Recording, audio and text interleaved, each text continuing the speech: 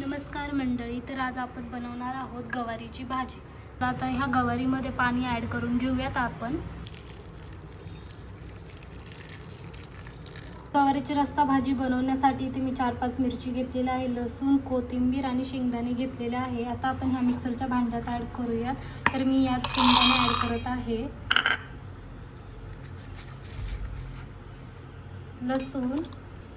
लसूण ॲड केलेला आहे, हिरवी मिरची, कोथिंबीर, मी जिरे ॲड करत आहे।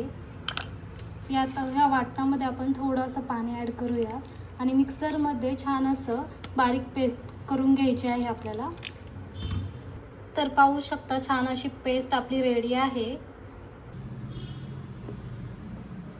तर इथे मी पॅनमध्ये तेल ॲड करून घेतलेलं आहे। तेल छान असं गरम झालेलं आहे। यात मी आता मोहरी ॲड करत आहे। मोहरी छान तडतडली की त्यात आता आपण हळद ॲड करून घेत आहोत। छान असं मिक्स करून घेऊया।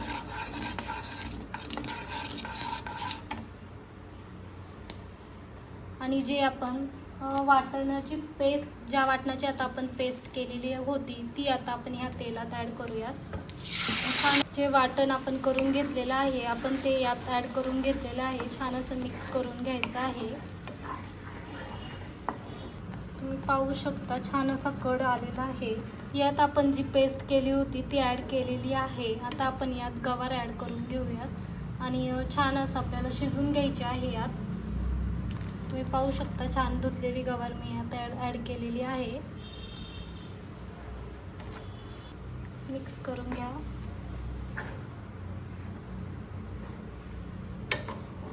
तर आता ह्या गवारीमध्ये आपण चवीनुसार मीठ घालून घेऊयात। गवारीला आता छान असं शिजवून घेऊयात।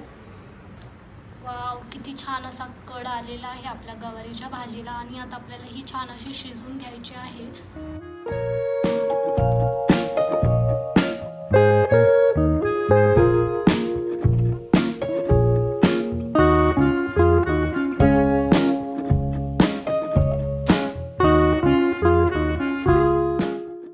छान अशी आपली गवारीची भाजी शिजलेली आहे।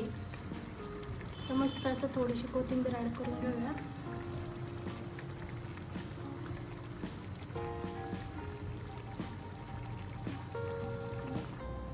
तर रेडी आहे आपली हिरव्या मिरचीतील गवारीची रस्सा भाजी। जर तुम्हाला ही रेसिपी आवडली असेल तर आपल्या चॅनलला लाईक करा, सबस्क्राईब करा आणि कमेंट्समध्ये नक्की सांगा।